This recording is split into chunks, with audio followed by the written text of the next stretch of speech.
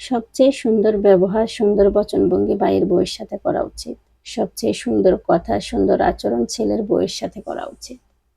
আমার মা সবসময় দোষ দেবে আমাদের আর আমার ভাইয়ের।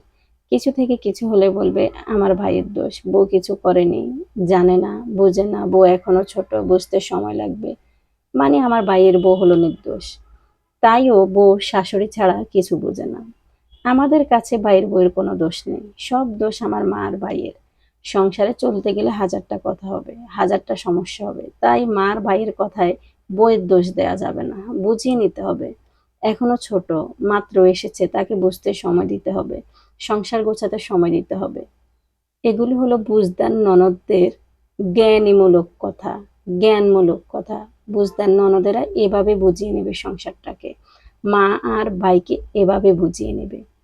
তাই বাপের বাড়ি থেকে আসার সময় ভাইয়ের বউ কাঁদতে কাঁদতে বলে, আপু গো আর 2টা দিন থেকে যান। ফোন করলে বলবে, আপু গো কবে আসবেন, সে কবে গেলেন, আমাকে দেখতে মন চায় না, আমার কথা মনে পড়ে না। হাজারটা কথা বলে বুঝতেই পরে আসবো।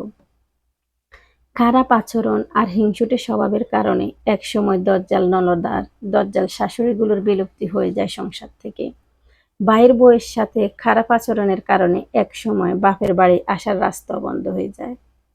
আর শাশুড়িরা তো মৃত্যুর আগে অনেক কষ্ট পায়, প্রকৃতির নিজ দায়িত্বে প্রতিশোধ নেয়। দেখবেন ম্যাক্সিমাম শাশুড়ি মৃত্যুর আগে ভীষণ কষ্ট পায়। শ্বশুররা কিন্তু এতটা কষ্ট পায় না। শ্বশুররা কিন্তু ছেলের বউকে নিজের মেয়ের মতোই দেখে। এত দোষ, এত খারাপ চিন্তা ভাবনা নিয়ে কিন্তু তারা চলে না। আল্লাহ ছাড় দেন।